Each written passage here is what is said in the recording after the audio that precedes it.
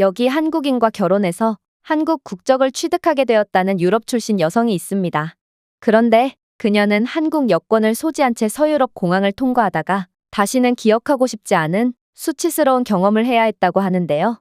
그렇다면 그녀가 대체 어떤 경험을 했던 것일까요? 안녕하세요. 저는 몰도바 출신의 발레리라고 합니다. 사실 몰도바라는 국가에 대해 잘 모르는 사람들이 많을 텐데, 몰도바는 동유럽 국가로 엄연히 유럽 소속이지만 정작 유럽인들조차 몰도바라는 나라를 전혀 모르는 경우가 대부분입니다. 그도 그럴 것이 몰도바는 유럽에서 가장 가난한 국가로 이곳에서는 딱히 할 수 있을 만한 사업이나 돈벌이가 존재하지 않죠. 저는 이러한 가난을 벗어나기 위해 열심히 공부했고 결국 국가장학생 신분으로 독일의 한 대학교에 입학할 수 있게 되었는데요. 하지만 독일에서의 생활은 녹록지 않았습니다.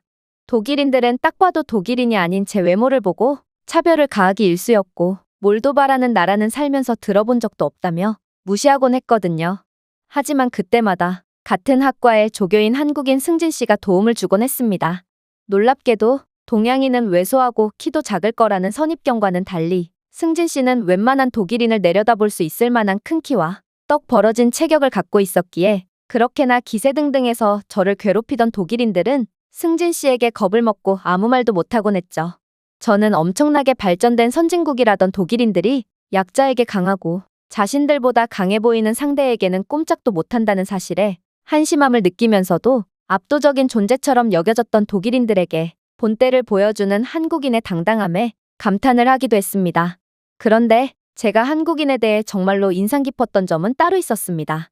언제 한 번은 저는 언제 어디서나 저를 도와주는 승진 씨에게 대체 왜 그렇게까지 호의를 베풀어주는 거냐고 물어본 적이 있었는데요. 그러자 승진 씨는 자신이 어렸을 때만 해도 한국은 국제적인 인지도가 매우 낮은 나라였다며 특히나 이때 서유럽 국가들에 방문한 한국인들은 알려지지 않은 나라 출신이라고 차별이나 무시를 당하는 경우가 많았다고 하더라고요.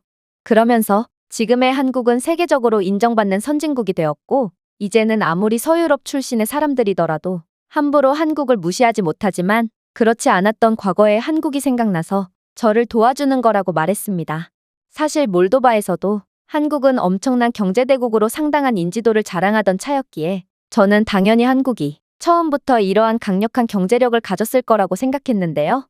하지만 한국은 불과 수십 년 만에 과거와는 비교도 안 되는 선진국으로 발전했다는 것을 알고 엄청난 존경심을 느낄 수밖에 없었습니다. 또한 승진 씨의 얼굴은 딱 봐도 20대처럼 보였는데 알고 보니 그가 40대라는 점에도 무척이나 놀라게 되었죠.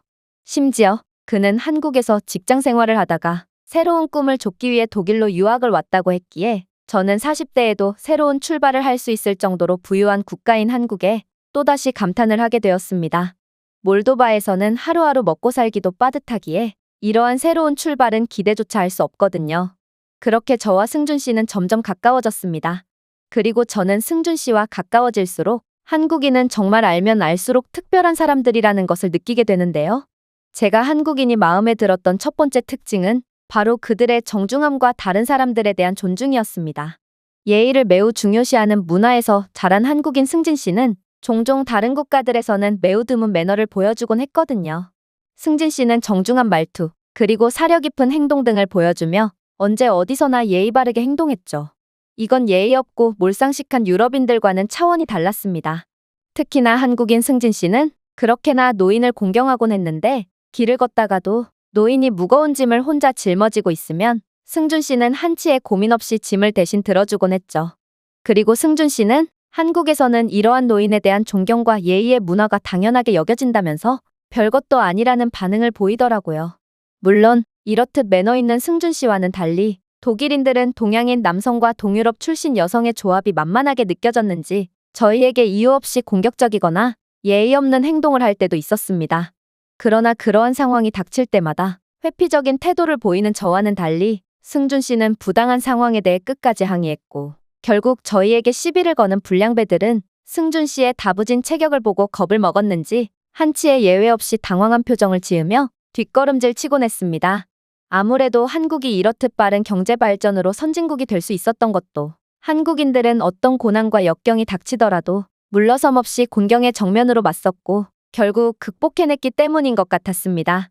부끄럽지만 몰도바 사람들은 매우 성실한 사람들이긴 하지만 불리한 상황이 닥치면 늘 핑계를 대며 상황을 회피하기만 하는 경향이 있거든요. 아무래도 한국인들의 당당하고 어떤 곤경이든 극복하는 힘을 보면 한국의 기적적인 경제 발전은 그저 요행으로 이루어진 것이 아닌 것이 분명해 보였습니다. 한국인들의 강력한 면모는 이뿐만이 아니었어요. 한국인들은 강한 직업윤리와 헌신을 보여주기도 했거든요. 특히나 승진 씨는 직업이든 개인적인 삶이든 늘 존경스럽고 영감을 주는 헌신을 보여주곤 했습니다. 안 그래도 머리가 좋았던 그는 조교 일을 하면서도 공부에 열중했고 항상 장학금을 독차지하며 독일 현지인 학생들보다도 뛰어난 모습을 보이곤 했죠. 하지만 그 중에서도 제가 가장 마음에 들었던 부분은 따로 있었습니다. 바로 한국 남자는 매우 다정하다는 점이었죠. 보통 유럽권 남자들은 마초 기질이 강해서 여자를 위해 배려해준다거나 하는 경우가 거의 없습니다. 만약 그런 경우가 있다고 해도 일회성 호의일 뿐이죠. 하지만 한국인 승진 씨는 늘 남을 먼저 배려해주는 따뜻한 면모를 보여주곤 했습니다. 이건 한국 남자의 특징이기보다도 한국인들은 원래 배려와 남을 생각하는 마음이 몸에 밴 듯한 것 같았지만 말이에요.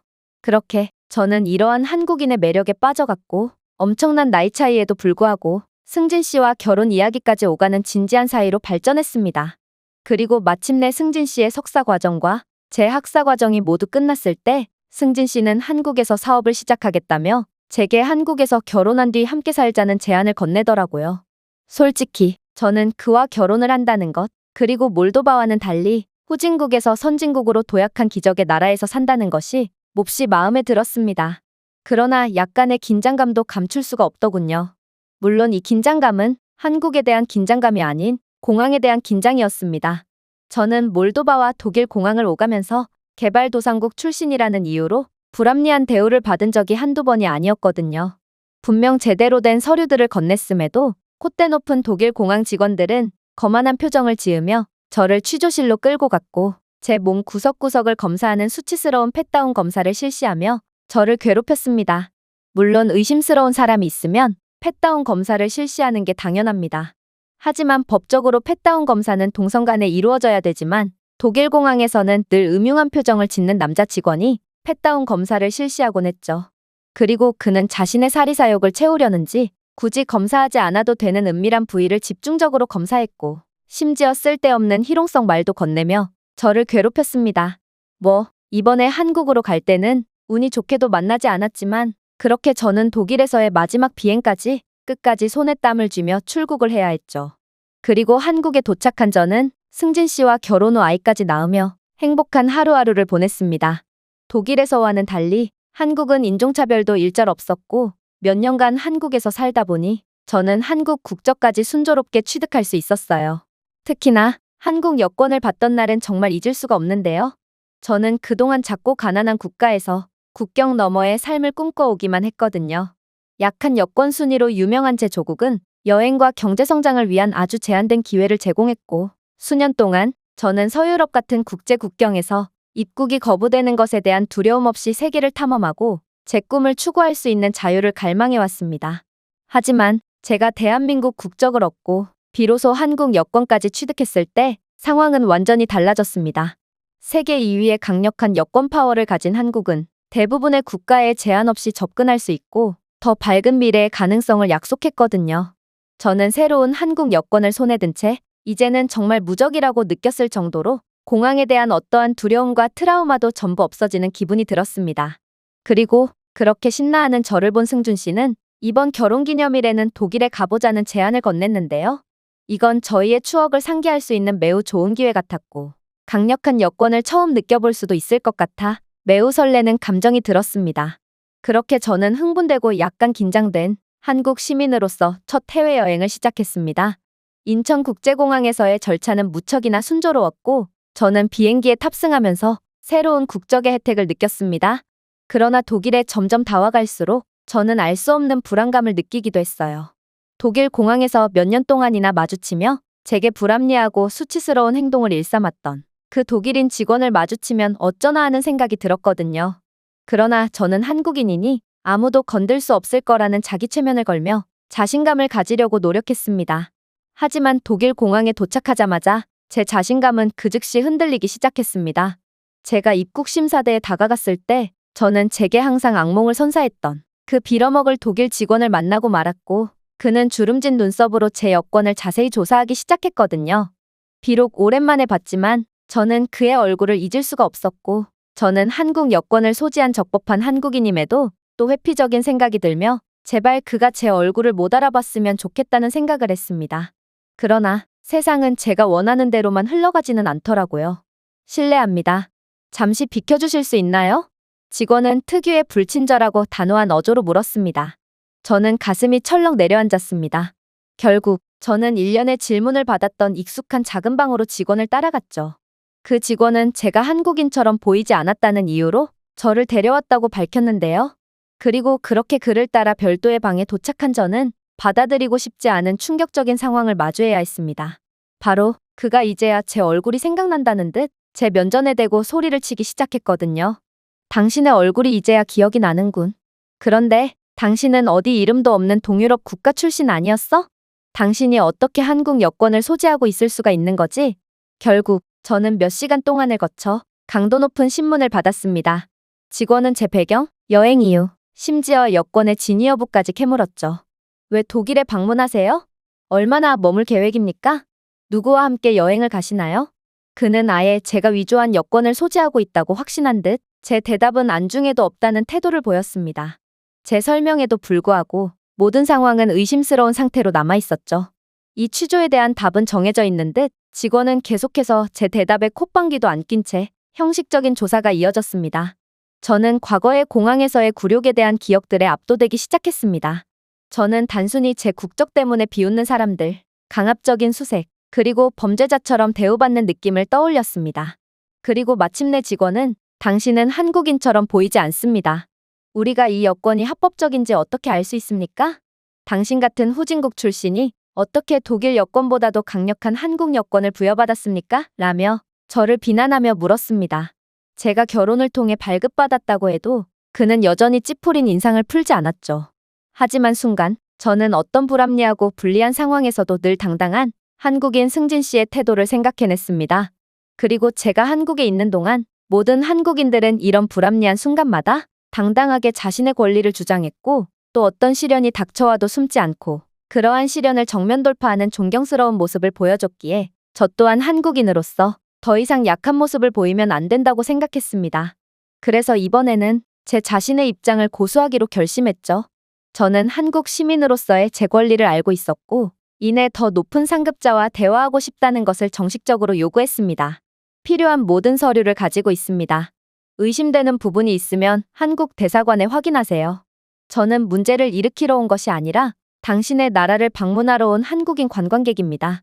지금 당신의 행동은 명백한 월권행위고 만약 더 이상의 무례한 행동을 할 시 대한민국 정부는 당신의 불법적인 취조에 가만히 있지 않을 것입니다. 그는 대한민국 정부라는 말에 약간은 당황한 듯한 표정을 지었고 그렇게 얼마 후 자신의 상사로 보이는 고위 출입국 관리자와 함께 등장했습니다. 그러나 독일 공항은 뿌리부터 썩었는지 새로운 관리 직원 또한 귀찮은 기색이 역력하며 왜 쓸데없이 일을 키우냐며 핀잔부터 주더라고요. 그래서 저는 똑같이 대한민국 정부를 들먹이며 저를 적법하게 대우하지 않으면 그 즉시 대한민국 정부에 이 사실을 알리고 독일 측에 정식으로 민원을 제기하겠다는 주장을 했습니다. 그리고 역시나 대한민국 이야기를 들은 독일 공항 고위 관계자는 그렇게나 불친절하고 무례했던 태도를 싹 거두더니 갑자기 공손하고 예의 있는 태도를 보이기 시작했어요. 아, 한국에서 오셨군요. 잠시만 기다려 주시겠습니까? 저는 그렇게나 콧대 높던 서유럽 공항 직원이 이 정도로 친절한 표정을 지을 수 있다는 걸 이때 처음 알았습니다. 그런데 제 서류를 확인한 그는 뜬금없이 자신의 부하 직원을 문책하는 거 아니겠어요? 이 한국분에 대한 당신의 대우는 비전문적이었을 뿐만 아니라 우리 공항의 명성에도 큰 해를 끼쳤습니다. 당신은 당신의 무례한 행동을 반성할 필요가 있고 이건 분명 수치스러운 일이라는 것을 알아둬야 할 것입니다. 그러자 직원은 매우 당황하여 얼굴이 붉어진 채 고개를 끄덕였습니다. 죄송합니다. 또한 한국이라는 말에 완전히 돌변해버린 고위 관계자는 제 비위를 맞추려는 듯 쉴 새 없이 입을 나불대기 시작했죠. 한국은 강력한 외교관계와 경제관계를 맺고 있는 독일의 중요한 동맹국입니다. 특히 유효하고 합법적인 여권을 소지하고 있는 한국 국민을 괴롭히는 것은 단순한 의전 위반이 아니라 외교적인 실수라고 볼 수 있죠. 당신은 그러한 무례한 행동들의 잠재적인 파급 효과를 알고 있나요? 한국 정부는 상당한 영향력을 가지고 있고 그들의 국민들은 최고의 존중과 보살핌을 받아야만 합니다. 지금부터 이 한국인 숙녀분은 외교적인 여파를 피하기 위해 특별한 서비스를 받아야만 합니다. 사실 저는 자신의 후임과 별반 다르지 않은 불친절한 고위 관계자의 뜬금없는 비위 맞추기에 어이가 없어지긴 했지만 그의 말은 전적으로 옳았습니다. 한국의 외교력은 제가 승진 씨를 처음 만났을 때에 비해서도 훨씬 더 강력해졌거든요. 심지어 서유럽 최고의 경제대국이라는 독일보다도 더욱 강력해진 것 같기도 했죠. 솔직히 저는 한국이 누구도 부정할 수 없는 선진국으로 발전한 이상 이제는 이러한 가파른 성장세를 계속해서 유지하는 건 불가능하지 않을까 하는 회의적인 태도를 가지기도 했습니다. 생각해보세요. 도대체 어떤 선진국이 개발도상국처럼 높은 경제 성장률로 발전을 지속한단 말인가요? 하지만 한국은 전혀 달랐습니다. 지난 수십 년 동안 한국은 국제무대에서 중요한 국가가 되었고 삼성, 현대, 그리고 LG와 같은 주요 기업들에 의해 이끌려 한국의 경제는 세계 최고 순위에 올랐습니다. 한국은 또한 K-팝과 한국 드라마가 세계적인 인기를 누리면서 기술, 혁신, 그리고 대중문화의 선두주자가 되었죠. 또한 정치적으로 한국은 미국과 유럽연합을 포함하여 주요 세계 강대국들과 강력한 동맹을 유지했습니다. 한국은 UN, 세계무역기구, 그리고 G20과 같은 국제기구의 주요 구성원이었습니다.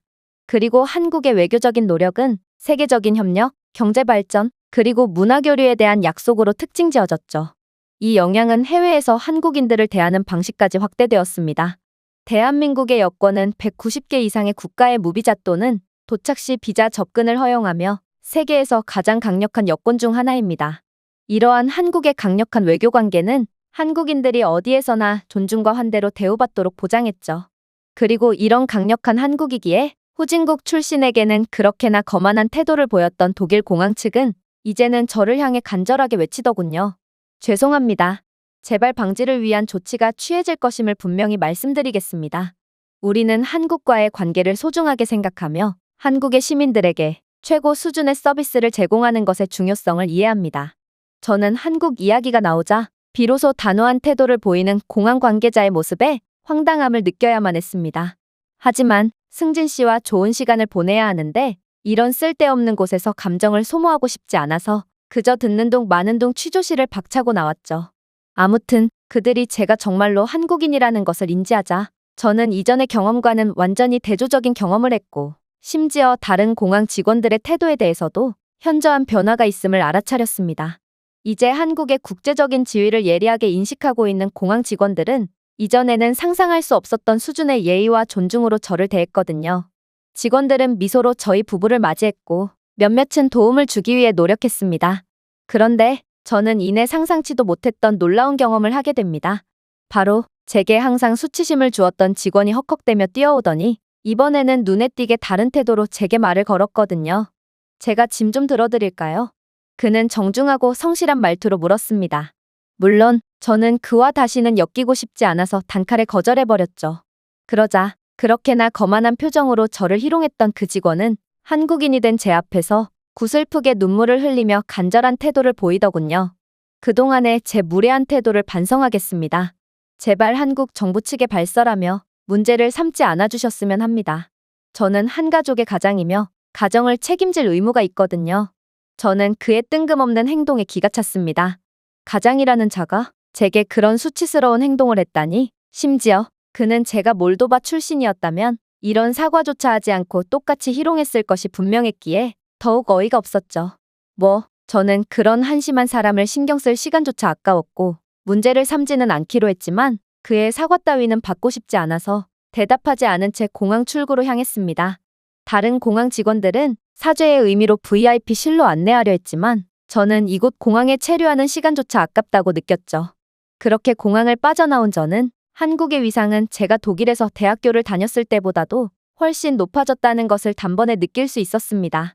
당시에도 독일인들은 한국의 강력한 경제적 국제적 입지에 대해서는 인정하긴 했으나 그렇다고 해서 한국인이라고 먼저 다가오는 사람은 거의 없었는데요.